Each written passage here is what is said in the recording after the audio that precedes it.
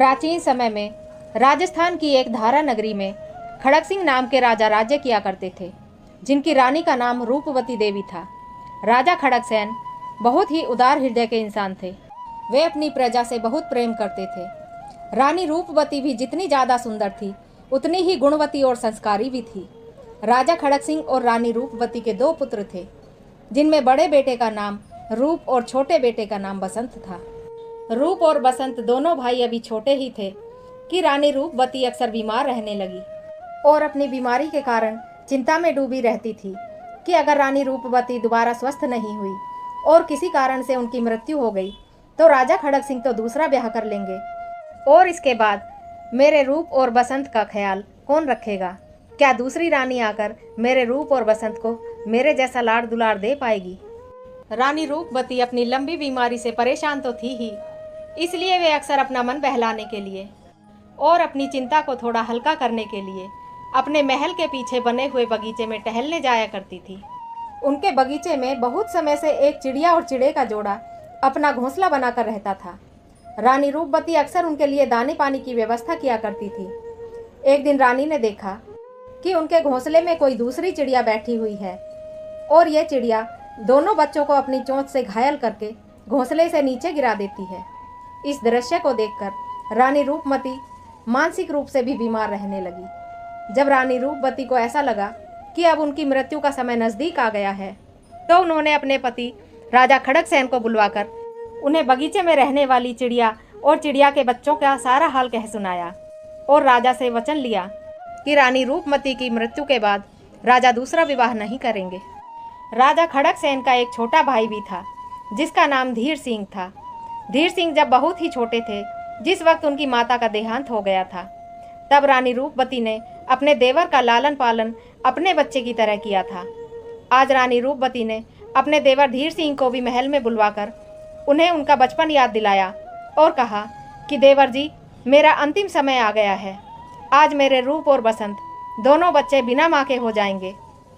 मैं जानती हूँ कि आपसे बेहतर मेरे बच्चों के इस दर्द को और कोई महसूस नहीं कर सकता।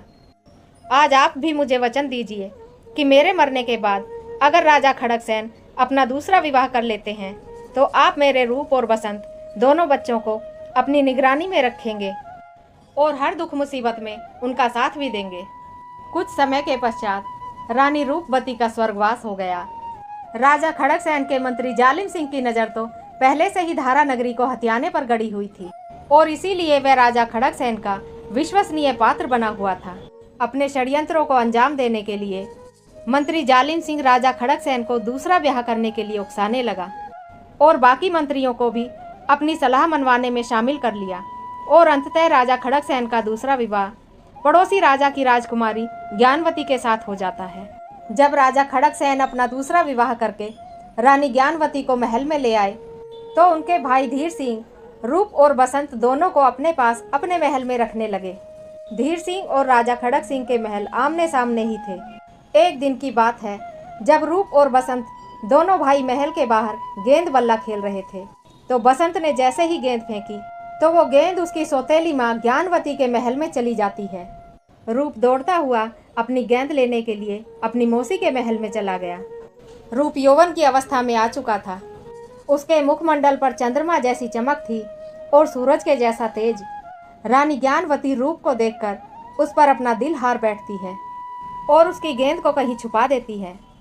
रूप मौसी से मिन्नतें करके अपनी गेंद वापस मांगता है तो रानी ज्ञानवती रूप से कहती है कि तुम मेरे साथ प्रेम संबंध बनाओगे तभी मैं तुम्हें तुम्हारी गेंद वापस करूंगी, वरना मैं राजा से कहकर तुम्हें जेल में डलवा दूंगी। रूप अपनी मौसी के हाथ जोड़कर वहां से निकल आता है और आकर सारी बात अपने भाई बसंत को बताता है। उधर रानी ज्ञानवती महल में तिरिया जाल बिछाकर तैयार रखती है, अपने कपड़े भी फाड़ लेती है और अपने जिस्म पर खरोंचे मार लेती है और राजा खड़गसेन को तुरंत ही महल में बुलवाकर उन्हें सारी कहानी बताती है कि उनके पीठ पीछे गेंद का बहाना बनाकर उनका बड़ा बेटा रूप मेरे महल में आया और मुझे बेइज्जत करने की कोशिश की। रानी ज्ञानवती रो रो कर राजा खड़गसेन को अपने जिस्म पर लगी खरोंचे दिखाने लगी और बाद में रूप की गेंद को भी उठाकर दिखाया। रूप की गेंद को देखकर राजा खड़गसेन को रानी ज्ञानवती की बात पर विश्वास हो गया। राजा खड़गसेन ने उसी समय रूप को दरबार में हाजिर होने का हुक्म दिया। रूप ने सारी बातें दरबार में सच सच बताईं, लेकिन रानी ज्ञानवती के तिरिया जाल से रूप खुद को बचा नहीं पाया। रूप को दोषी करार दे दिया गया और राजा खड़क सिंह ने रूप को फांसी पर चढ़ाने का आदेश दे दिया। उसी समय दरबार में 2 जल्लादों को बुलवाया गया और राजा खड़क सिंह ने अपने बेटे रूप को जल्लादों के हाथों में सौंप दिया। जब जल्लाद रूप को लेकर चले तो बसंत अपने भाई रूप से लिपट कर रोने लगा और अपने पिता से रो रो कर कहने लगा कि आप माँ को दिया हुआ वचन भूल गए हैं। शायद इसीलिए माँ ने आपको दूसरा ब्याह करने के लिए मना किया था। आज इस मौसी ने झूठा दोष लगाकर मेरे राम जैसे भाई को फांसी पर चढ़वाया है। कल ये मौसी मुझे भी फांसी पर चढ़वाएगी। इससे तो अच्छा होगा हम दोनों ही भाइयों को फांसी पर चढ़वा दीजिए। राजा खड़कसेन के दिल और दिमाग पर तो रानी ज्ञानवती की धुन सवार थी। राजा उसके खिलाफ कुछ नहीं सुनना चाहता था। बसंत की बातें सुनकर राजा को और ज्यादा गुस्सा आ गया। अब राजा ने 2 जल्लादों को और बुलवाया और बसंत को भी जल्लादों के हाथों में सौंपकर उसे भी फांसी पर लटकाने का आदेश दे दिया। चारों जल्लाद रूप और बसंत दोनों को कारागार ले गए। अगले दिन सुबह दोनों भाइयों को फांसी लगानी थी। उनके चाचा धीर सिंह को जब इस बात का पता चलता है तो वे जाकर जल्लादों के पैर पकड़कर मिन्नतें करते हैं और रूप और बसंत दोनों भाइयों को छुड़ाकर कहीं जंगल में भाग जाते हैं। धीर सिंह ने अपने भतीजों को अच्छे से समझा दिया कि वे दोनों भाई किसी भी तरह इस जंगल के रास्ते से धारा नगरी की सीमा से बाहर चले जाएं। किसी दूसरे देश में पहुंच जाएंगे तो उनकी जान बच जाएगी, मगर बाहर जाकर अपना नाम और पहचान किसी को ना बताएं। ऐसा धीर सिंह ने उनसे वचन ले लिया। इधर राजा खड़कसेन को पता चलता है कि उनका भाई धीर सिंह रूप और बसंत दोनों को जल्लादों की गिरफ्त से छुड़ाकर ले गया है, तो उसने अपने सैनिकों को जंगल में उन्हें ढूंढने के लिए भेज दिया। धीर सिंह को पता था कि राजा के सैनिक उन्हें कुछ ही समय में पकड़ लेंगे। धीर सिंह अपने भतीजों को घने जंगल में छोड़कर आधे ही रास्ते पर रुक जाते हैं, जिससे रूप और बसंत आगे निकल जाएं और राजा के सैनिक उन दोनों तक कभी न पहुंच पाएं। और हुआ भी बिल्कुल वैसा ही। रूप और बसंत जंगल के रास्ते धारा नगरी की सीमा को पार कर गए और राजा के सैनिक आकर धीर सिंह को गिरफ्तार करके ले गए और राजा खड़कसेन के आदेश पर उन्होंने धीर सिंह को जेल में डाल दिया। पूरा 1 दिन बीत चुका था। दोनों भाई रूप और बसंत मिस्र देश के राज्य अमरगढ़ के जंगलों में भटक रहे थे। बसंत अभी छोटा ही था, भागते भागते थक गया था। उसने अपने भाई रूप से कहा, भैया मुझे बहुत जोरों की प्यास लगी है। रूप ने बसंत को एक पेड़ के नीचे छाया में बैठा दिया और उसे समझा दिया कि जब तक मैं पानी लेकर वापस न आ जाऊं तब तक तुम इसी पेड़ के नीचे बैठकर मेरा इंतजार करते रहना। भाई को समझाकर रूप पानी लेने के लिए चला गया। बसंत थका हारा तो था ही, वह पेड़ के नीचे लेट गया और उसकी आंख लग गई। उसी पेड़ की जड़ में एक सांप का बिल था। सांप बिल से निकला और बसंत के पैर में डस लिया। बसंत दर्द के मारे छटपटा रहा था और अपने भाई रूप को रो रो कर आवाजें दे रहा था। थोड़ी देर में बसंत के प्राण निकल गए। कुछ घंटों के बाद जब रूप पानी लेकर आया तो बसंत को सोया समझकर उठाने की कोशिश करने लगा। बसंत को करवट दिलाई तो बसंत निढाल होकर दूसरी तरफ पलट गया।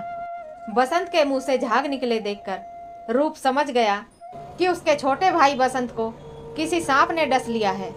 जंगल में बैठा रूप करुण विलाप कर रहा था। हे भगवान, बचपन में तूने हमसे हमारी माँ को छीन लिया, फिर मौसी आई तो पिता को छीन लिया, पिता ने राजपाट छीन लिया, ले देकर एक भाई का सहारा बचा था। आज तूने मुझसे ये सहारा भी छीन लिया। रोता रोता रूप जंगल से नगर की ओर चल दिया कि किसी से कफन मांग कर लाएगा और अपने भाई का अंतिम संस्कार कर देगा। रूप उस मिस्र देश के नगर अमरगढ़ में पहुंचा। संयोग से उसी दिन अमरगढ़ के राजा कमलकंद की मृत्यु हुई थी। उसी समय उसके शव को जलाने के लिए ले जा रहे थे। रूप अर्थी के सामने से गुजरा तो उस राजा के सैनिकों ने रूप को पकड़कर पूछा कि वह कौन है। रूप ने बताया कि वे 2 भाई थे और किसी दूर देश से जंगल में शिकार करने निकले थे, लेकिन घने जंगल में आकर दोनों भाई गुम हो गए और उसके एक भाई को सांप ने काट लिया है। वह अपने भाई के लिए कफन काठी की व्यवस्था करने के लिए निकला है। उस राजा के सैनिक बोले कि हम तुम्हारे भाई के अंतिम संस्कार की व्यवस्था कर देंगे, मगर इसके लिए तुम्हें हमारी एक शर्त माननी होगी। हमारे राजा के कोई संतान नहीं है और राजा का हुक्म था कि मेरे मरने के बाद जो कोई भी परदेसी इंसान सबसे पहले मेरी अर्थी के सामने आ जाए, उसी के हाथ से मेरा दाह संस्कार करवाया जाए और उसी को मेरे बाद सिंहासन पर राजा बनाकर बैठाया जाए। रूप को सिंहासन पर बैठने का तो कोई लालच नहीं था, मगर राजा के दाह संस्कार करने के लिए वह मना नहीं कर पाया और उन सबके साथ राजा की शव यात्रा में शामिल हो गया। राजा अमरकंद का अंतिम संस्कार करवाने के बाद वहां के सैनिकों ने रूप से कहा कि तुम एक बार अपना राज तिलक और करा लो, फिर हम तुम्हारे साथ तुम्हारे भाई को खोजने चलेंगे और पूरे विधि विधान के साथ उसका दाह संस्कार करवाएंगे।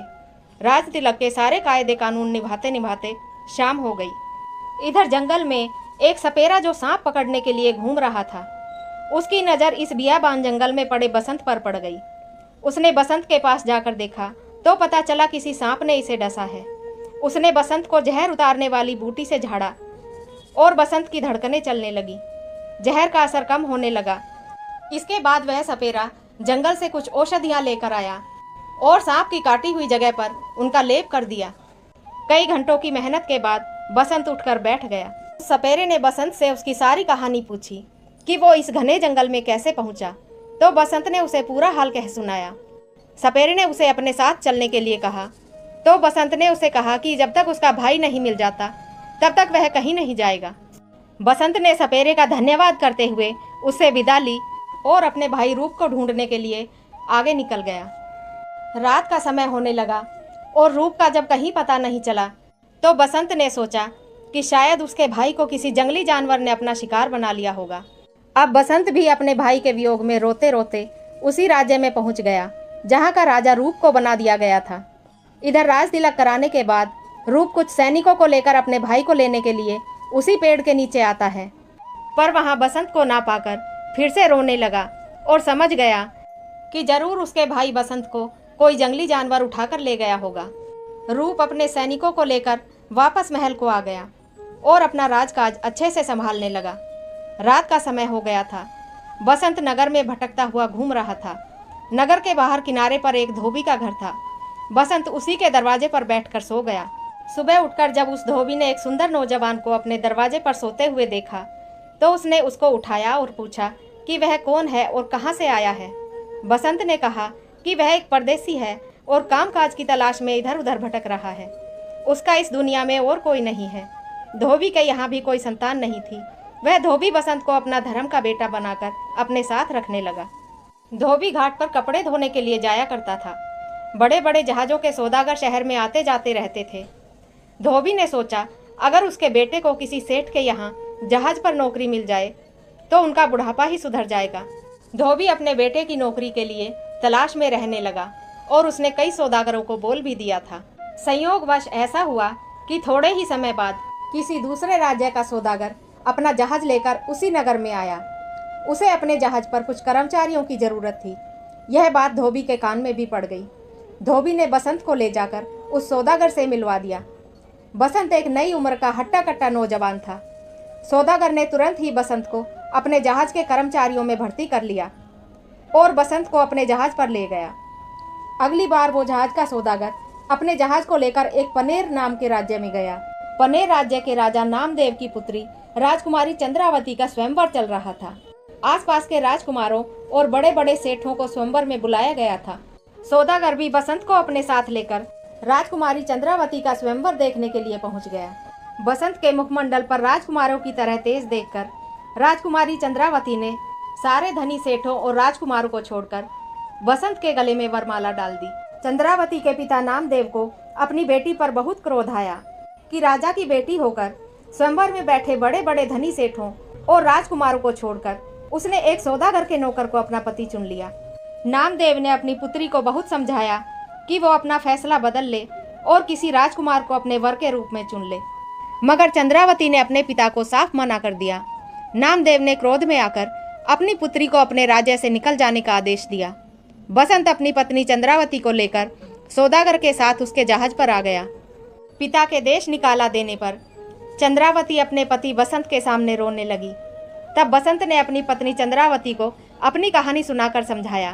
चंद्रावती अपने पति बसंत की सच्चाई सुनकर खुश हो जाती है कि उसका पति कोई सौदागर का नौकर नहीं बल्कि धारा नगरी का राजकुमार है। राजकुमारी चंद्रावती अपने पति बसंत के साथ सौदागर के जहाज पर ही रहने लगती है। चंद्रावती का सुंदर रूप देखकर सौदागर के मन में खोट आ गया था और वह बसंत को अपने रास्ते से हटाने की साजिश करने लगा। एक भटियारी सौदागर के जहाज पर रहने वाले सैनिकों के लिए खाना देने आया करती थी। सौदागर ने उस भटियारी को पैसों का लालच देकर उसे अपने पक्ष में कर लिया। वो भटियारी बसंत की पत्नी चंद्रावती से जान पहचान बढ़ाने लगी और उसे अपने साथ नगर में घुमाने फिराने के लिए ले जाने लगी। एक दिन वो भटियारी रानी चंद्रावती को अपने घर पर ही छोड़कर आ गई और जहाज पर आकर बसंत के सामने रोने पीटने लगी कि उसकी पत्नी तो किसी पैसे वाले सेठ के साथ भाग गई है। बसंत अपनी पत्नी चंद्रावती को ढूंढने के लिए नगर में निकल गया और उसने रानी चंद्रावती को बहुत ढूंढा, मगर जब उसे कहीं उसकी पत्नी दिखाई नहीं दी तो मरे मन से लौटकर अपने जहाज पर वापस आ गया। इधर उस भटियारी ने वापस आकर रानी चंद्रावती को सौदागर के हाथों में सौंप दिया और इसके बदले में उसने सौदागर से मोटी रकम वसूल कर ली। अब उस सौदागर ने बसंत को किसी दूसरे जहाज पर भेज दिया और रानी चंद्रावती को झूठ बोल दिया कि तुम्हारा पति जिस जहाज पर गया था वो जहाज पानी में डूब गया है और उसका पति भी पानी में डूबकर मर गया है।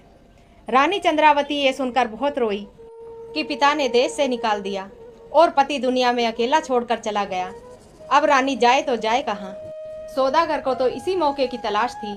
उसने सही मौका देखते ही रानी चंद्रावती को अपनी पत्नी बनाने का प्रस्ताव रख दिया, मगर रानी चंद्रावती भी बहुत बुद्धिमान और चतुर औरत थी।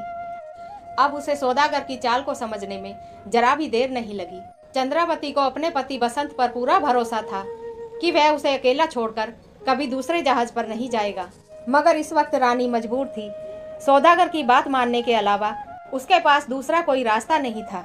रानी चंद्रावती ने चतुराई से काम लिया और सौदागर से कहा कि हमारे यहाँ शादी के बाद नवविवाहित जोड़े को रूप और बसंत की कथा जरूर सुनाई जाती है, तभी उनके विवाह को संपन्न माना जाता है।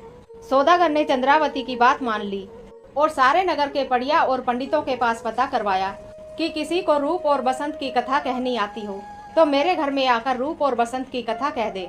मगर सौदागर को उसके राज्य में कोई ऐसा पंडित नहीं मिला जो रूप और बसंत के बारे में कुछ भी जानता हो।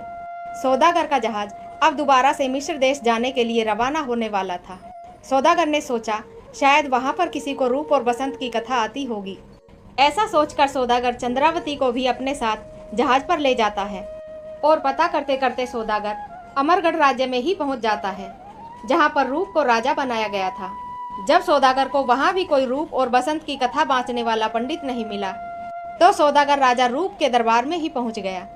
उसने राजा रूप के सामने प्रस्ताव रखा कि अगर आपके राज्य में कोई मेरी पत्नी को रूप और बसंत की कथा सुना देगा तो उसे मैं 1 लाख सोने की मोहरें इनाम में दे दूंगा।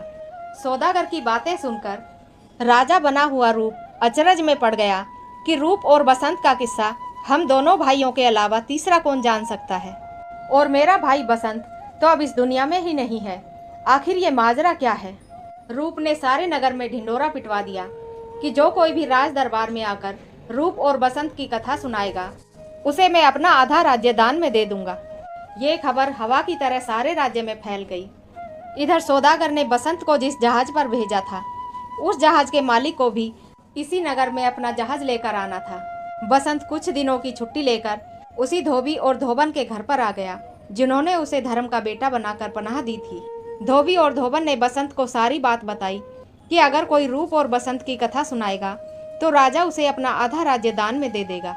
बसंत को भी ये बात सुनकर बड़ा ही अचरज हुआ कि रूप और बसंत का किस्सा तो हम 3 ही लोग जानते हैं।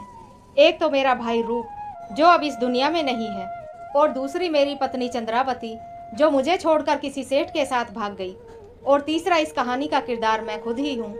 आखिर ये माजरा क्या है। यहाँ का राजा रूप और बसंत के बारे में क्या जानता है। वो रूप और बसंत की कथा क्यों सुनना चाहता है। अब ये तो राजमहल में पहुंचकर ही पता चलेगा। उसने धोबी और धोबन से कहा कि उसे रूप और बसंत की कथा बांचनी आती है। वो राजा के दरबार में जाकर कथा सुना तो देगा, मगर इस कथा को वो पर्दे की आड़ में खड़ा होकर सुनाएगा। ये शर्त बसंत ने इसलिए रखी थी क्योंकि अपने जीवन की दर्द भरी दास्तान बसंत बिना रोए सुना नहीं सकता था। अगले दिन रूप और बसंत की कथा सुनने के लिए दरबार लग गया, जहाँ सौदागर भी बसंत की पत्नी को लेकर बैठा हुआ था। बसंत ने पर्दे की आड़ में अपने जीवन की करुण कहानी कहनी शुरू कर दी कि किस प्रकार धारा नगरी के 2 राजकुमारों को उनकी सौतेली माँ फांसी पर लटकवाती है और वहाँ से जान बचाकर भागे हुए दोनों भाई किस प्रकार जंगल में बिछड़ गए थे। कहानी को बीच में ही रोककर रूप ने बसंत से उसका नाम और पता पूछा और पूछा कि तुम्हें यह कहानी कैसे पता है। तब बसंत पर्दे के पीछे से बोला कि महाराज, मैं इस कथा को इसलिए जानता हूँ क्योंकि इस कहानी का एक बदनसीब पात्र मैं खुद भी हूँ। मेरा भाई रूप जंगल में मेरे लिए पानी लेने गया था और फिर कभी लौटकर नहीं आया। इतना सुनकर राजा रूप अपने छोटे भाई बसंत को गले से लगा लेता है। कथा सुनने बैठी चंद्रावती भी अपने पति बसंत को पहचान लेती है और सौदागर के पास से उठकर अपने पति बसंत के पास चली जाती है। चंद्रावती की सारी बातें सुनने के बाद राजा रूप सिंह सौदागर को कारागार में डलवा देता है और अपने भाई बसंत को अपने वचन के अनुसार आधा राजपाट दे देता है। कुछ समय बीतने के बाद दोनों भाई आपस में सलाह मिलाते हैं कि एक बार उन्हें धारा नगरी में जरूर चलकर देखना चाहिए कि उनके पिता व चाचा धीर सिंह के क्या हालचाल हैं।